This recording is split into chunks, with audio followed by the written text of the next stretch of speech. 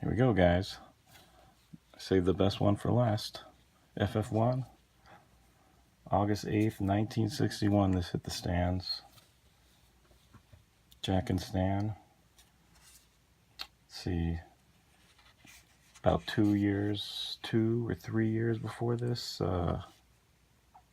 Jack was at DC and got in some kind of dispute over some pay and split to go work at Marvel. He made this series called Challengers of the Unknown while he was at DC. I definitely want to check those out. I had never been a real DC guy, so I never read those, but I've heard that the spirit of it is very much like this FF. What's crazy is he left right before, that same year he left, Brave and the Bold 28 came out, and that's the first appearance of the Justice League. So even though the Flash was going strong, and I think Green Lantern was as well, since 1956, there weren't really much superhero things going on back then. It's too bad about this right here. And the white. I don't like this weird, almost tan color. It's not that bad. I've seen worse, but at least the color is good. I like the color on this thing. The mouth isn't too bad. Often that's all messed up.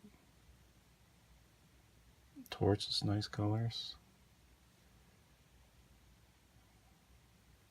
What was I talking about? Oh, let's see. Man.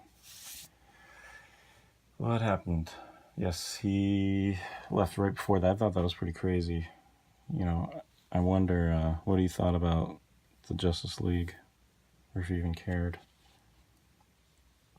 So the story was that, so when he came to Marvel in like 59, he had to do like 4 to 5 pages a day because the pay rate was so low. The story says he wasn't crazy about Stan Lee because he thought that's who ratted him out when he was moonlighting for DC back when he was working for Timely back in the 40s. But, you know, who knows if he was still mad or what. I mean, he'd been through a lot at this point. World War II, he served there. Let's see. He did, and it was pretty crazy how he worked 4 or 5 pages a day. I mean, that's just nuts as it is. But he was doing war books, monster books, romance books, Western books.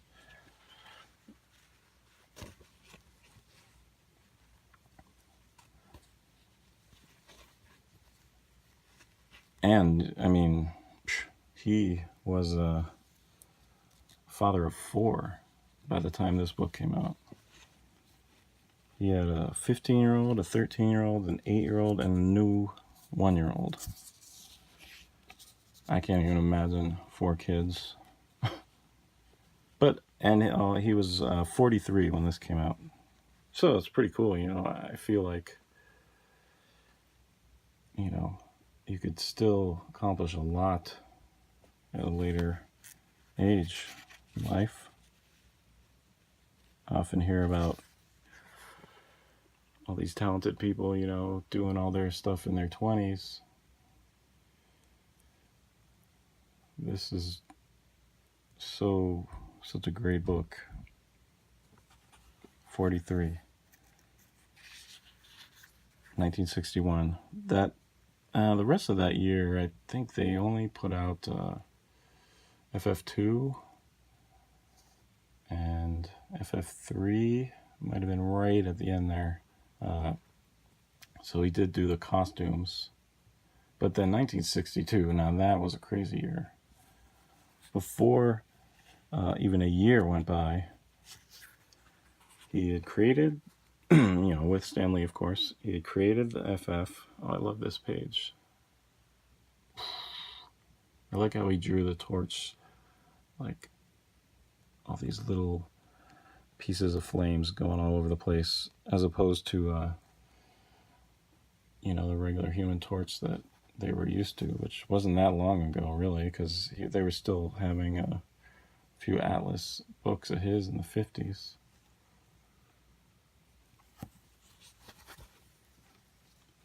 So in 62, he created FF.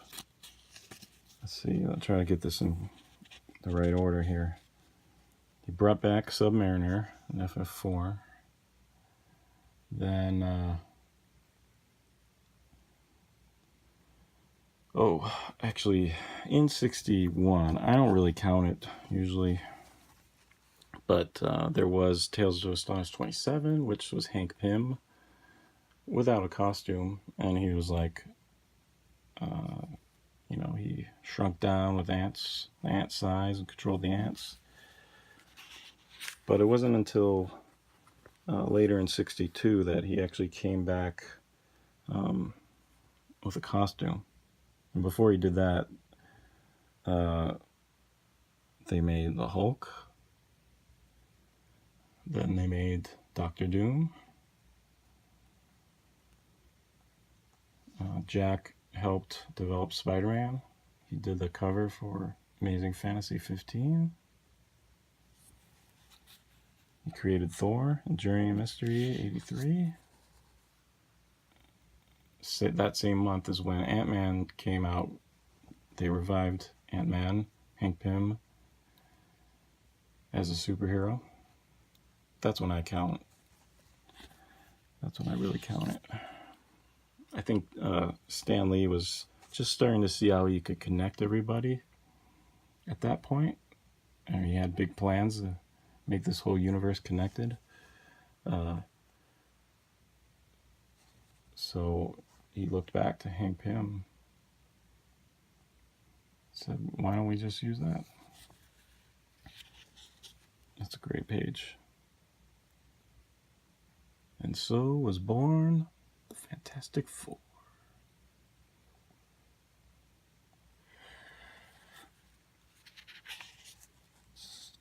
And then before 1962 was up, so that was all just a year, within the year after this came out.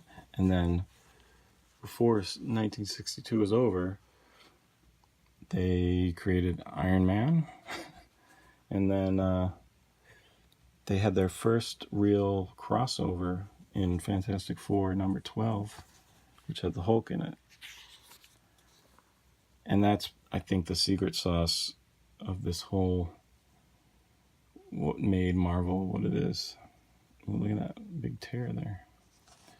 Was that everything, all the books were connected.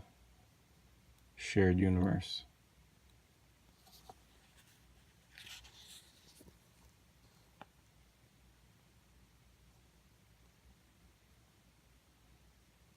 I like that Ben Grimm there. Monster Isle. This went well with Kirby's Monsters. Just think, if he hadn't come back and sucked it up to Stan Lee and did those awesome monster books, he might not have been picked for this if Stan Lee, decided to still try the one comic his way.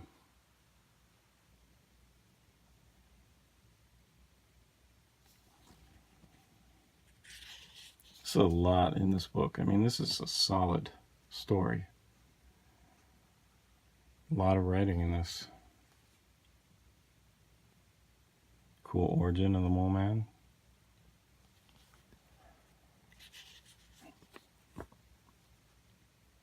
I'd say this book is definitely worth, like, one of those first appearances that really delivers.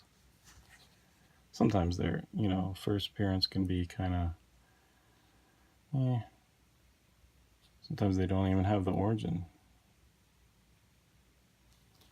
This pretty much, if Stan Lee was, from what he says is right, it was like, well, if this isn't great, that's the end. And you know, there's a lot of stories about companies that had that motto. Some of the best stuff was made under a lot of pressure and constraints. And some of the worst have been made without that, when the creators get to do whatever they want. Some of the good ones I can think of, Star Wars, number one, the real one, New Hope. That was, he had to really fight to do a lot of that stuff his way. And like in video games even, that game called Final Fantasy. Well, they called it Final Fantasy because they were pretty sure that was it. The last game the company was going to make, because it's all they could afford.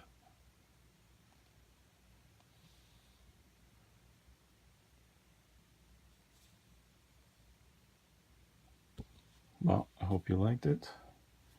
Sad to say that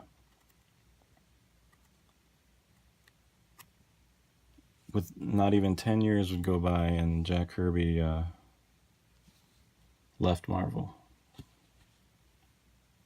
and went back to DC. I mean, I'm happy because he made the New Gods, but it's too bad that he couldn't have felt more valuable there. Have a good one, guys.